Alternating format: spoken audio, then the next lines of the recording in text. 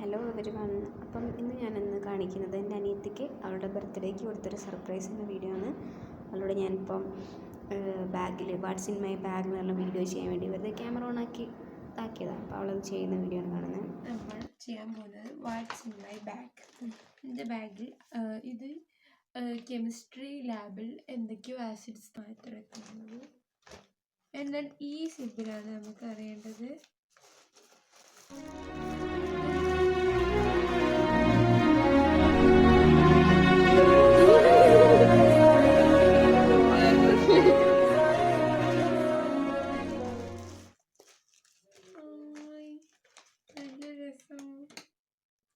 ഇതിപ്പോ